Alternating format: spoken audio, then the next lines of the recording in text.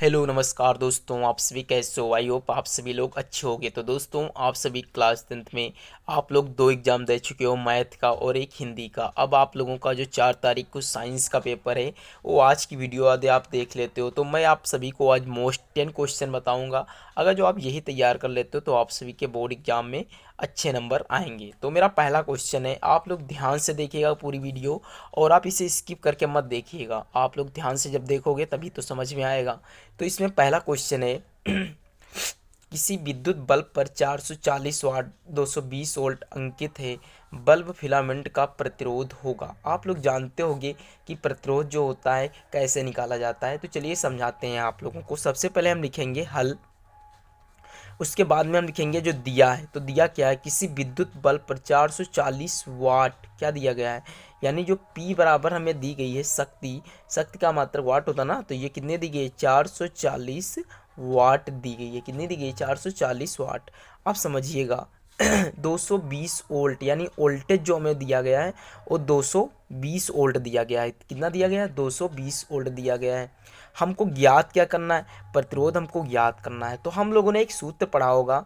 कौन सा सूत्र पढ़ा है आप लोगों ने, आर बराबर वी स्क्वायर अपान में पी। ये सूत्र आप सभी लोगों ने बहुत ही अच्छे तरीके से पढ़ा होगा। यदि आप लोगों ने ये सूत्र पढ़ा है तो ऐसे सवालों को आप चुटकियों में हल करोगे। तो देखिएगा कैसे हल करते हैं। वी स्क्वायर, तो वी स्क्वायर हमारा यानी वी 220 वोल्ट है, तो हम इसे स्क्वायर की जगह 220 मल्टीप्लाई 220 लिख सकते हैं। पी का मान हमें कितना प्राप्त हुआ है 440 प्राप्त हुआ है। देखिए एक जीरो से एक जीरो कट गया, 22 एक कम 22, 22 दूनी 44, दो से इसे काटेंगे, दो एक कम दो, दो एक कम दो, दो एक कम दो, दो सॉरी दोस्तों, दो से इसे काटेंगे तो 110 बार में ये कटेगा। तो यानी जो हमारा आर का मान आया है वो कितना आया 110 ओम आया हुआ है। तो दोस्तों आई होप आप लोगों को ये पहला क्वेश्चन समझ में आ गया हो। तो दोस्तों मेरा अगला जो क्वेश्चन है क्वेश्चन नंबर 2 वेरी इंपॉर्टेंट है, आप सभी लोगों के बोर्ड एग्जाम के लिए। लिखा है कि दंत विशेषज्ञ यानी जो दांत देखने वाला डॉक्टर होता है वो मरीजों के दांत को देखने के लिए यानी मरीजों के दांत को बड़ा देखने के लिए, कैसा वीक साइड देखने के लिए, प्रतिबिंब देखने के लिए किस दर्पण का उपयोग करता है। अब आप लोगों को दर्पण से क्या क्या पता होना चाहिए। देखिए दर्पण से हमें ये पता होना चाहिए कि दर्पण कितने प्रकार के होते हैं, दो प्रकार के, उत्तल दर्पण और एक उत्तल दर्पण होता है ना।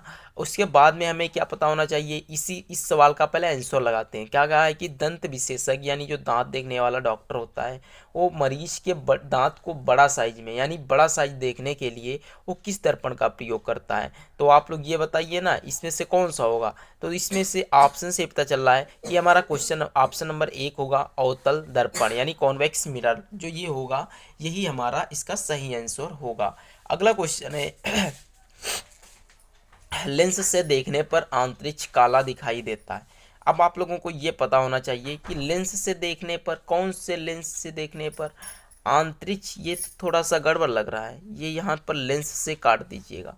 यहाँ पे होगा कि अंतरिक्ष से देखने पर जो है बादल कैसा दिखा, अंतरिक्ष जो हमें चंद्रमा से देखने पर कैसा दिखाई देता है, तो काला किसके कारण दिखाई देता है, वो प्रकाश के परिकिरण के कारण दिखाई देता है। तो आई होप आप लोगों को थर्ड क्वेश्चन भी समझ में आया होगा।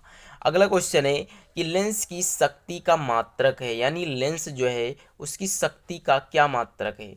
तो देखिए दोस्तों, ओम किसका मात्रक होता है, ओम हमारा प्रतिरोध का मात्रक होता है। किसका मात्रक होता है, प्रतिरोध का मात्रक होता है। डायोप्टर लेंस की क्षमता का मात्रक है, यानी यही हमारा करेक्ट आंसर है। डायोप्टर को कैपिटल डी से भी दर्शाया जाता है और आप डायोप्टर भी लिख सकते हो।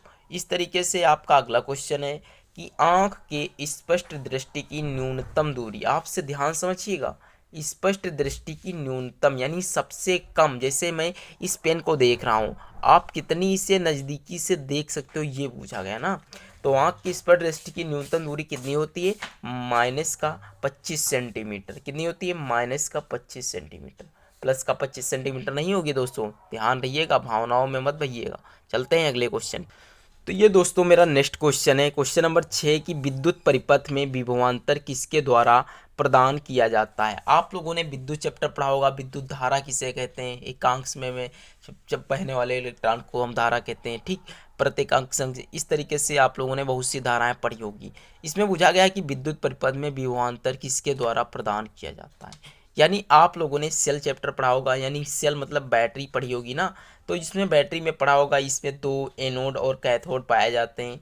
तो ये बुझा है कि विद्युत परिपथ में विभवांतर किसके द्वारा प्रदान किया जाता है। तो इसका सही आंसर है ऑप्शन नंबर ए, विद्युत बैटरी।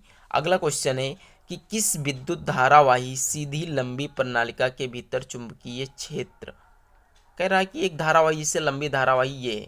इसमें पूछा गया है कि धारावाही सीधी लंबी प्रणालिका के भीतर चुंबकीय क्षेत्र पूछ रहा है शून्य होता है या सभी बिंदुओं पर समान होता है। जिससे मैंने एक एक चुंबक की छड़ ली, क्या ली, चुंबक की छड़ ली। ध्यान से समझिएगा, मेरे पास एक ये चुंबक की छड़ है और ये मेरे पास लोहे की छड़ है। मैं इसके यहाँ पास लाऊंगा तब भी ये अपनी ओर आकर्षित करेगा, यहाँ लाऊंगा फिर भी आकर्षित करेगा। तो इसका मतलब क्या है कि सभी जगहों पर समान होता है ना। तो इसके लिए ऑप्शन नंबर बी करेक्ट होगा दोस्तों।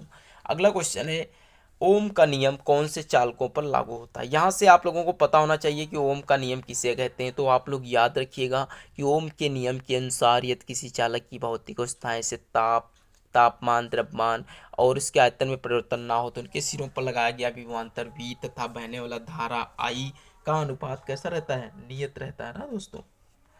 तो आप लोगों ने सूत्र पढ़ाई होगा कि ओम का नियम क्या होता है, V बराबर IR। ये दोस्तों सूत्र आप लोगों ने खूब बहुत ही अच्छे तरीके से लर्न किया हुआ है। तो इसका जो करेक्ट आंसर कि ओम का नियम कौन से चालकों पर लागू होता है, तो option number A, aluminium, copper, iron जैसे चालकों पर लागू होता है दोस्तों।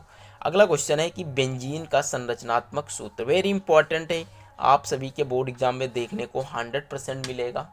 ध्यान से समझिएगा, बेंजीन का जो संरचनात्मक सूत्र होता है वो सी होता है। देखिए इसमें कितने सी पाए जाते हैं, 1 2 3 4 5 6, यानी 6 सी पाए जाते हैं। और हाइड्रोजन कितने, 1 2 3 4 5 6, 3 3 6।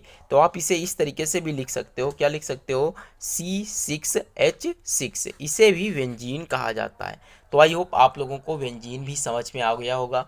ये देखिए दोस्तों, और ये दोनों सेम है, बस आप लोग ध्यान से समझते रहिएगा। अगला क्वेश्चन है, लास्ट क्वेश्चन है और वेरी इंपॉर्टेंट क्वेश्चन है। पृथ्वी के भू प्रॉपर्टी में प्राकृतिक रूप से पाए जाने वाले तत्वों या यौगिक को कहते हैं। यानी पृथ्वी के भू प्रॉपर्टी, यानी जो हमारी पृथ्वी है इस पे जो प्राकृतिक रूप से जो तत्व पाए जाते हैं या यौगिक को क्या कहते हैं, अयस्क कहेंगे या खनिज कहेंगे। तो आप सभी लोग जानते हो कि पृथ्वी के भू प्रॉपर्टी पर पाए जाएंगे तो उसे खनिज कहा जाता है, और यदि कुछ चीज खोद कर निकाली जाती है तो उसे अयस्क कहते हैं। तो दोस्तों आई होप आप लोग बहुत अच्छे तरीके से इस क्वेश्चंस को ध्यान से पढ़ा होगा। इसमें से बहुत से क्वेश्चन आप तैयार कर लीजिएगा, आप सभी को नेक्स्ट वीडियो में मिलेंगे। जैसे कि सेल की खोज किसने की, तो आप लोग जानते हो कि सेल की खोज रॉबर्ट हुक ने की थी, 1665 ईस्वी में की थी। इन्होंने मृत कोशिका की खोज की, ये भी आप लोग जानते हो। तो इस तरीके से आप हर एक क्वेश्चन को ध्यानपूर्वक पढ़िएगा। जैसे कि मोजले का नियम हुआ, न्यूलैंड का स्टक का नियम हुआ, ये सभी नियम आप सभी लोगों को नेक्स्ट वीडियो में मिलेंगे। तब तक के लिए आप इस वीडियो को फटाफट शेयर करिए अपने मित्रों को। मिलते हैं नेक्स्ट वीडियो पे, तब तक के लिए जय हिंद, जय भारत।